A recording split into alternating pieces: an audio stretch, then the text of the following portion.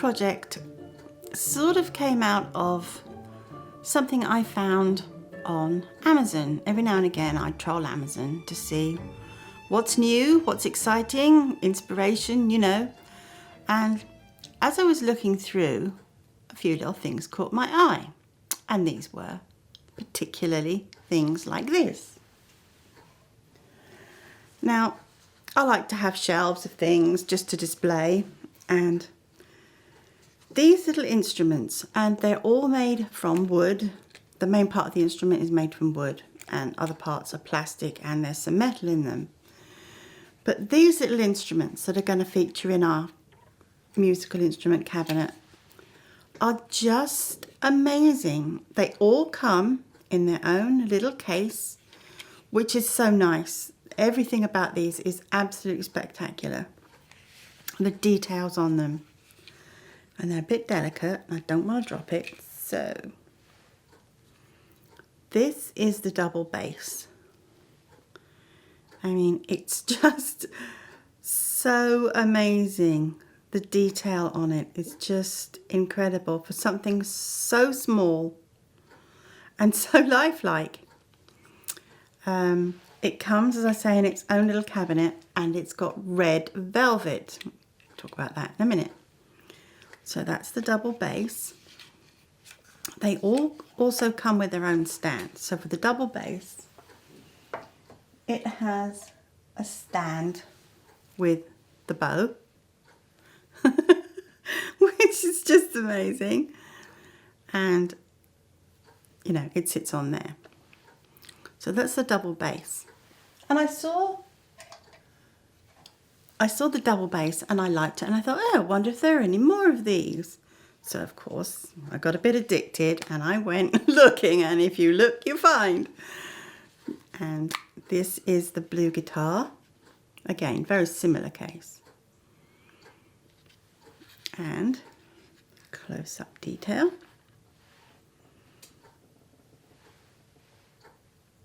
As I say, the details on these, just amazing. And they're made of wood, and not resin or plastic.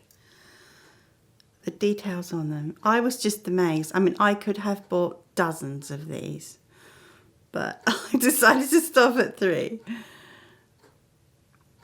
That's the blue guitar and its case. Also comes with its own little stand. Okay. And then the harp. Yes, this box is quite large. So, there is the harp in all its glory.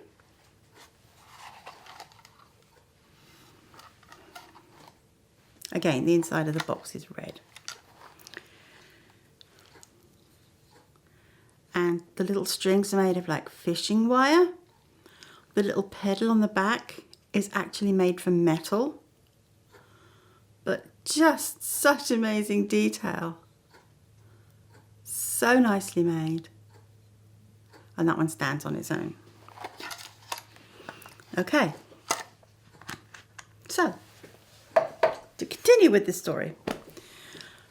The inside of the boxes were red, and the little instruments were just so nice. I thought they need something special. They don't just need to be put on a shelf. And for some reason, the curiosity cabinet sprung into my mind, because I bought the mould a little bit before and they came together in my mind. And the insides of the boxes that the instruments came in, they've got red velvet inside them. So that was my inspiration for putting the red velvet on the inside. This is a project that I have been working on for quite a while now. I don't know how long, but I think there was something like 20 hours of video to edit. So you've got whatever this comes down to in the final cut. That's all been culled from about 20 hours of video of me making this. So it's been quite a project. But I must say, I have enjoyed it. And I've put together lots of elements in this.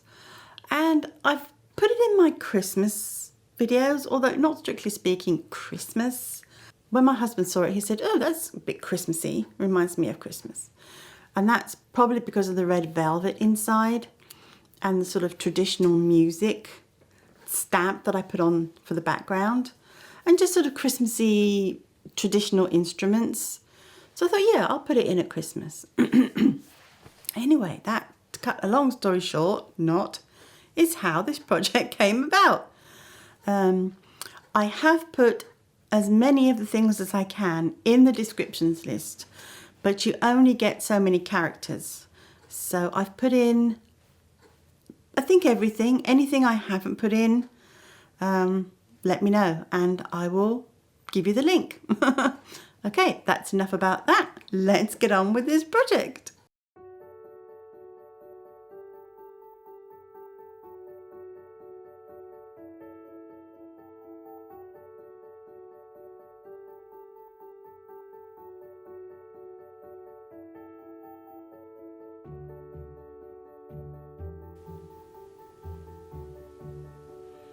Yeah, I'm sorry, I don't know where these mica powders came from. I tried to look up on my Amazon because I'm pretty sure that's where it would have come from, but I couldn't find them, so I am sorry. Apologies.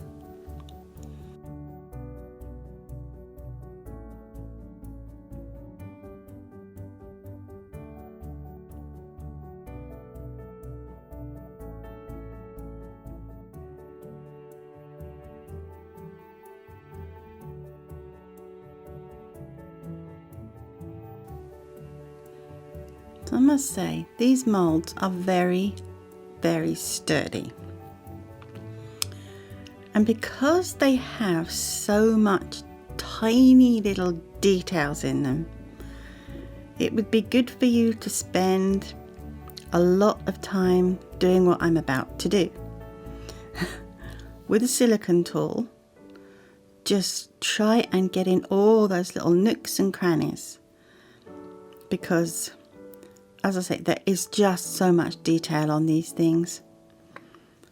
I did all this, and even though I did put in all that effort, I still got a few little voids in mine, but it wasn't too bad.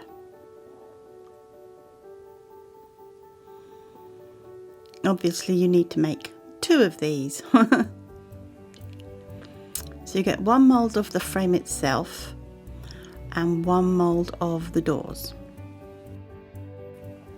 And there are the doors. You just make the 1 mould because it's got both the doors on it. Then I decided, it looks a bit flat. So I treated it to the finger painting technique, which I must admit I do enjoy. So this just jazzes them up a bit.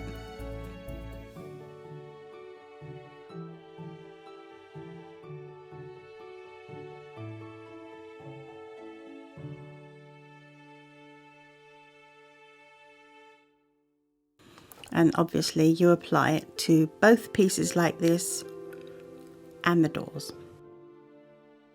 So basically just do what I do, take your finger, swipe the paint all over to your satisfaction, and it does enhance it. You'll see in a minute the contrast between the piece I'm doing now and the piece untreated. It's just to give it more of a sort of a special cabinet look. This works quite well.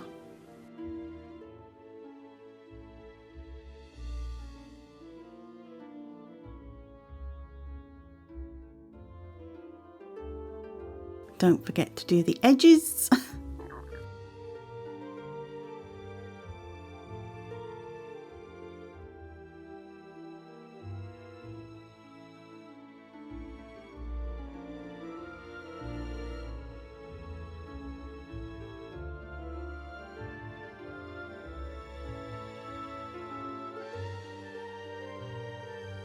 And now you can see how that really cheers it up. Such a very simple process. Same thing with the doors.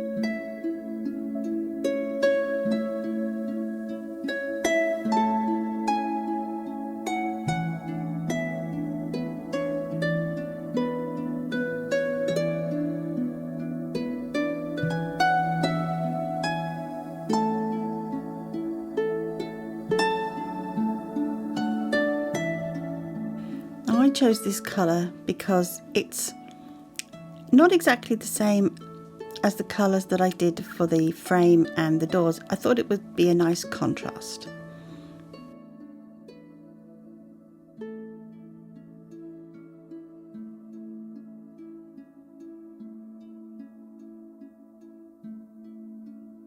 I chose this red velvet particularly because it has such a nice red colour. It's very deep, and I thought it would go quite well with all the sort of gold that's on this box. And the good thing about this is, of course, it's self-adhesive.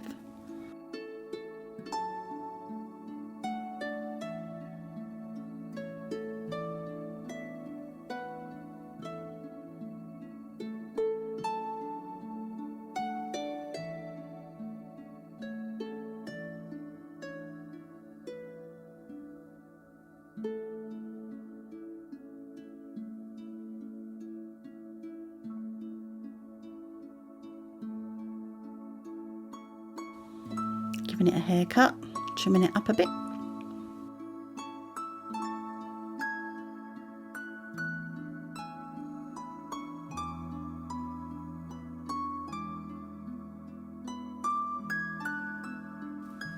So this watercolour paper, I put a stamp on it. They will both be linked down in the description along with everything else.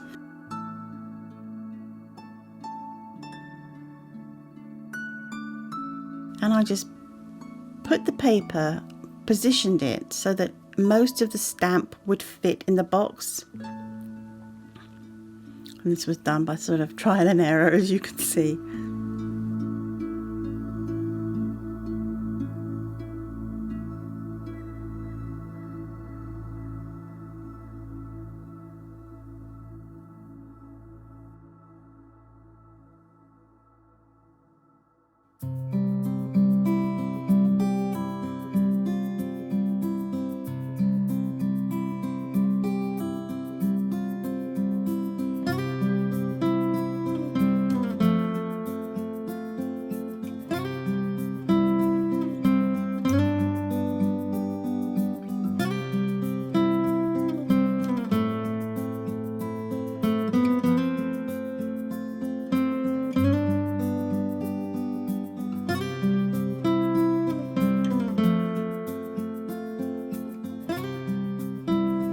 And all I'm doing with the paintbrush is taking off the excess glue. That's all I'm doing, and flattening down the edge, just so that it makes a nice seal.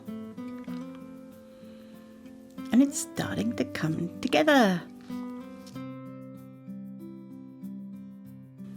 So yes, just give your project, your doors, a nice spritz. Now you can see why I didn't paint this part, because I'm gonna go do some gluing. These lights, they're fairy lights. Don't remember where they came from, but they contain 3 batteries which you can change if they are the reason if the lights failed. You can change the batteries. Just be careful of the way you attach the box to the top, the light box to the top of the wooden box. Make sure that you can actually get to the controls. So if you position it like this, you'll be fine. Oh yeah, putting in the lights, this was a challenge.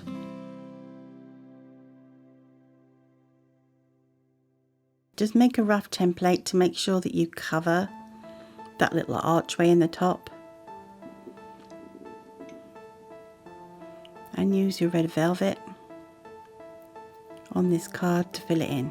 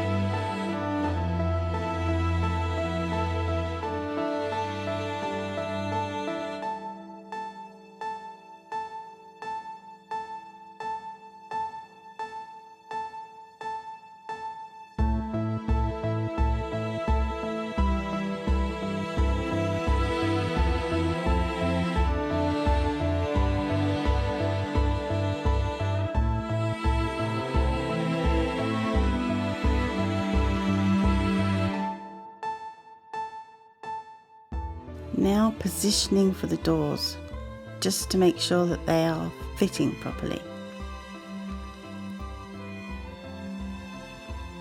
I think of all the things I did in this project, the doors were the most challenging.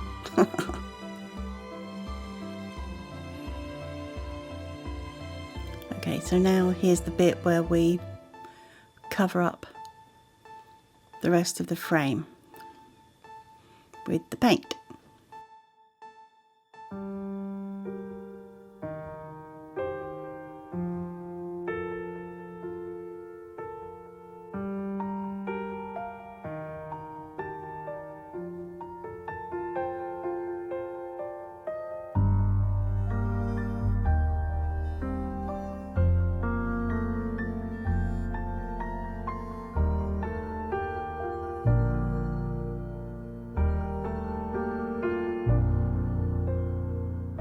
If you've watched my videos before, I use this glue a lot. It's very good glue, doesn't smell, and it has good adhesive qualities. If you want to make sure that your feet, back and front, are level, do this. Get a little ruler or something straight and just pull the back down so that it's level with the top. That way you'll get a pretty level cabinet. Now to weigh this down, this is just an old cutting board, and what I've put on top of here is my silicone rubber, so it was pretty heavy. It held it down quite well. So now to the little decorations, and these are the two same colours I used for the frame and the doors.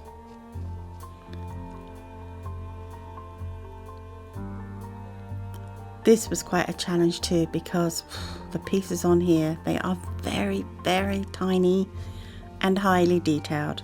So again, get your silicone tool, or better still, your micro brush, and have a wiggle around in there.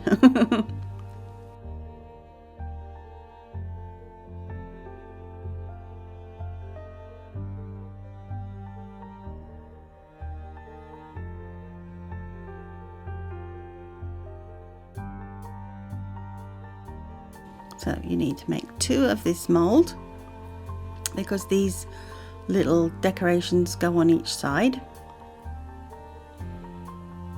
Some of the ones that I did put resin in, I didn't use them. I wasn't quite sure what I was going to use, so I just did them all. And by the time I came to do these, the resin was getting so thick, it was just like a mud.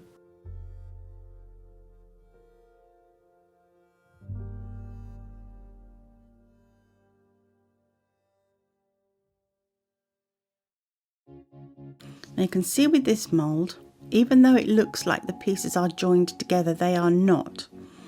So unmould all your pieces and keep the mould by your side, because now you have to reconstruct the shape. Just follow the mould shapes.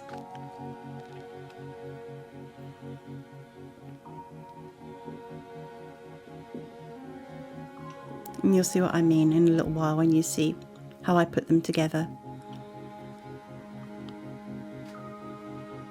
Yeah, I thought that when I put the resin in here, it was all going to be of a piece, but it's not. All the pieces are separate. I guess that gives you more to play with, but you know, you could always just make the whole solid mould and then just cut off the pieces you like. But yeah, so you have to put this back together again, times 2.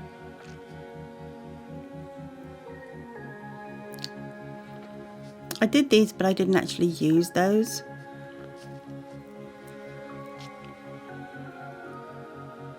And as I say, some of them were a bit of a mess. These didn't actually go on the cabinet, but just to show you how they come out and what the details look like. They're very nice.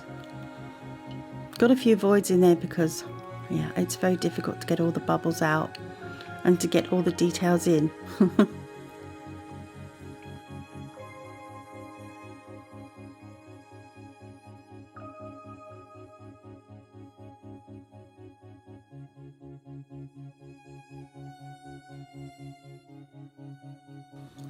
So I think this was one I did towards the end where the resin was getting a bit thick. I didn't use these, but I unmolded them anyway so that you can see.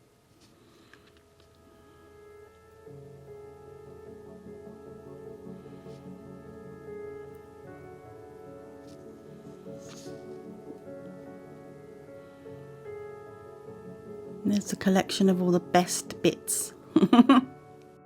So this is what I meant about putting the pieces together. And this is the same mica powder. I think it's called Siso Sunshine Gold. Just treat the little decorations with this. And again, give it a coat of Krylon to protect it and stop all the gold bits coming off. Now to the back. I didn't have anything that I could use for a template, so I just got a thin piece of tracing paper and did it this way. Just scraped my pencil along so it made a good edge and transferred the template shape onto this piece of card.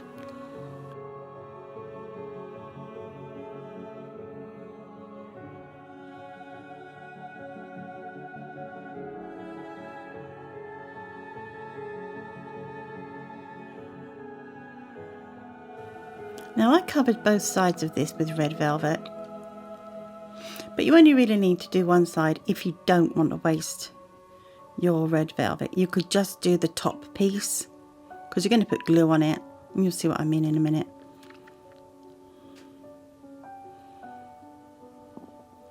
Yeah, so both sides are totally covered in red velvet fabric.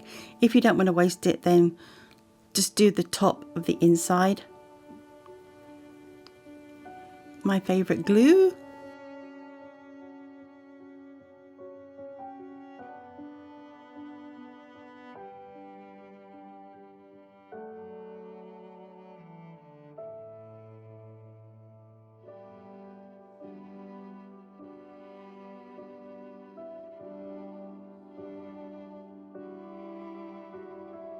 So I thought some corner pieces, some details on the back would look nice.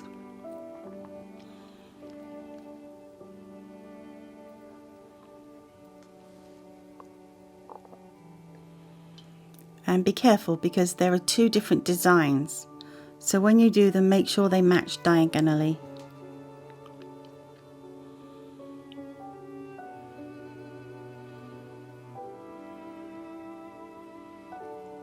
Gluing on the reconstructed side pieces.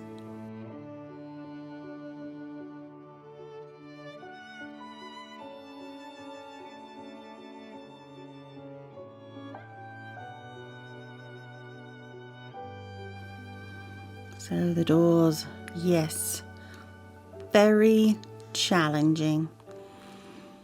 I saw that other people, when they had made this cabinet, they put proper hinges on the doors, but oh, that's so difficult. You've got to drill holes and make sure the screws go in. So I tried this method and it did work quite well. The doors do not open out all the way.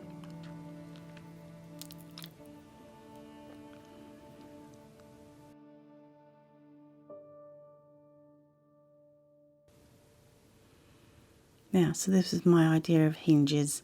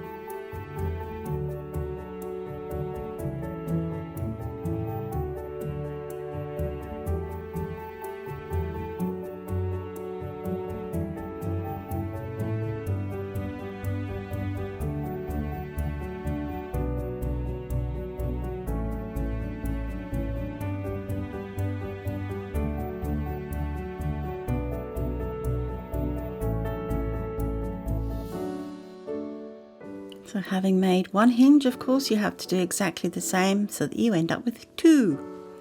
Not so difficult once you've made one.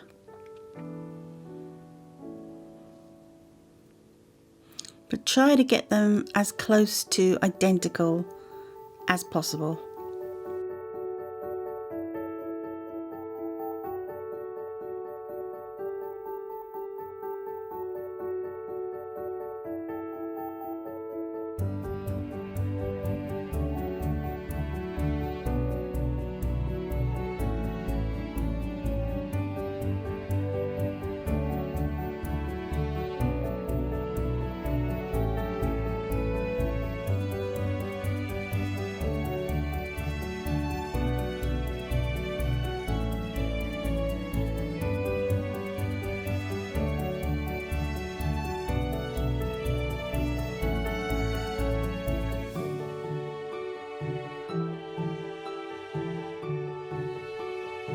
So there you have your 2 hinges.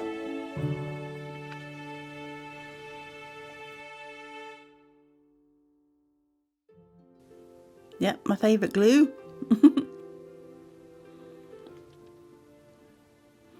Now remember, only glue the tubes. Don't go any higher than that with your glue.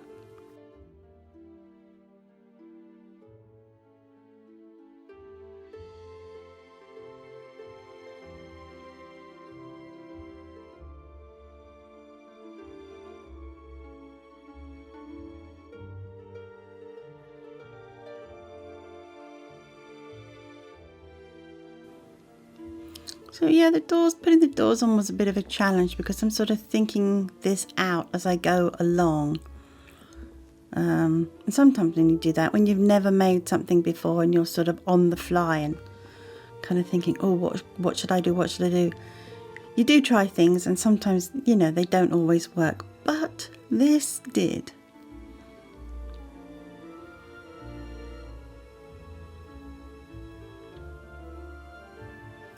So here, you're not actually sticking the door to the tube, you're just sticking the tube to the wooden box.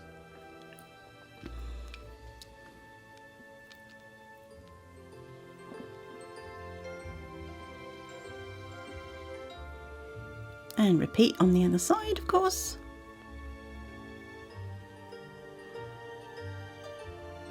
You can see I've got little bottles of mica powder. I found they were very helpful for sort of supporting the middle because it doesn't have a ledge to lean on at the bottom, so it just keeps falling in. So just use that for stability, help you position the doors.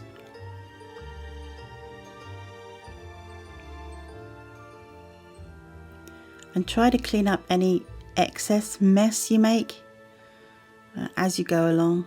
It will help to keep it tidy. Keep glue from, you know, getting out everywhere. Door number 2.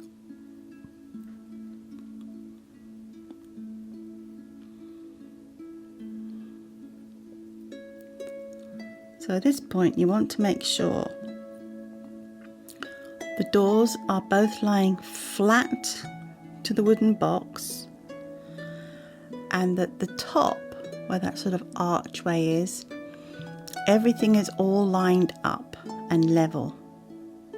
Yeah, and try and get your tube positioning as close to matching on each side as possible. It just helps with the balance of things. So super fiddly.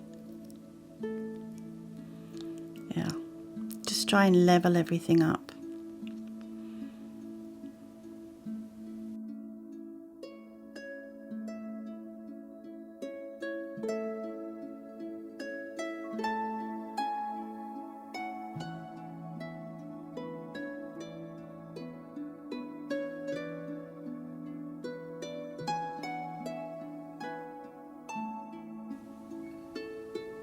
I tried to see if I could find some suitable little knobs and things on Amazon, but I couldn't find anything that I really thought would work. So I made these.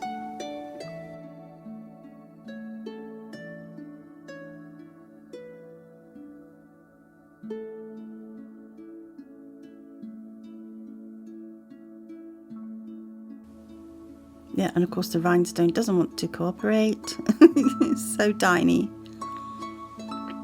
So that's the components of the doorknob.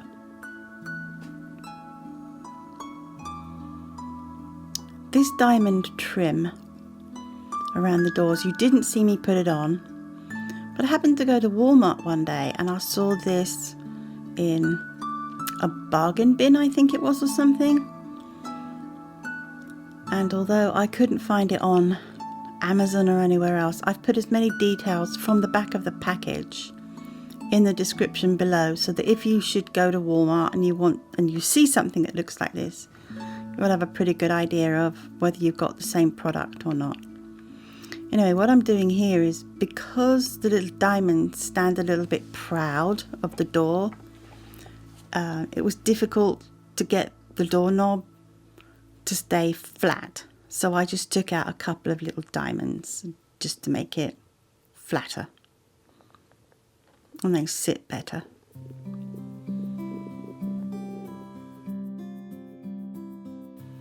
I'm just using a bit of super glue.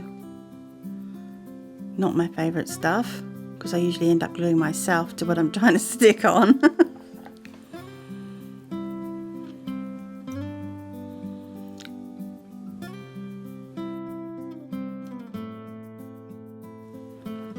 And so these are the little flowers that go in each of the corners. You'll need to make 8.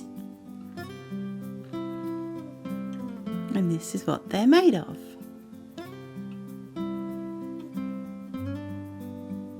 Again, rhinestone not cooperating.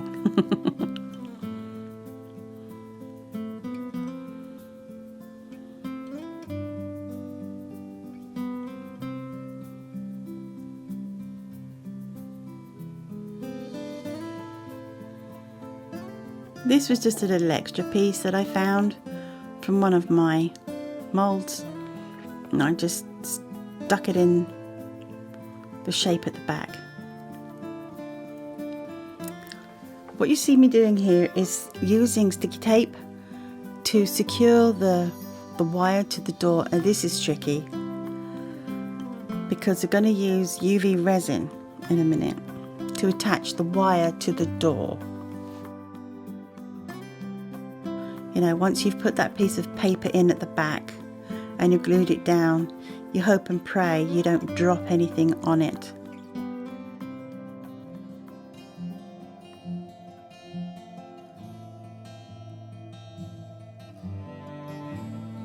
So I must admit, this was a struggle.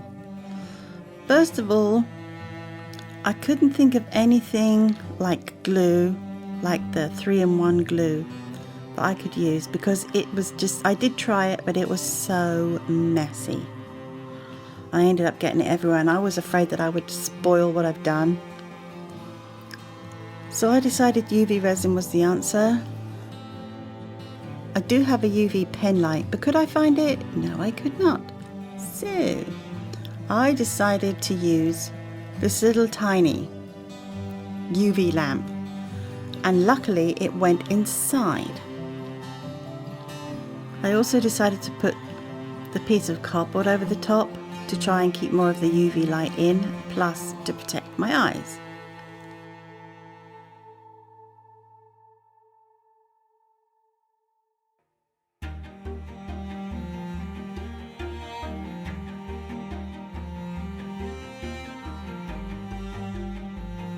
And voila, we are finished. And I must say, it turned out so well. I was really pleased. So I hope you enjoy that. That was the last of my Christmas videos. And a Merry Christmas to you all.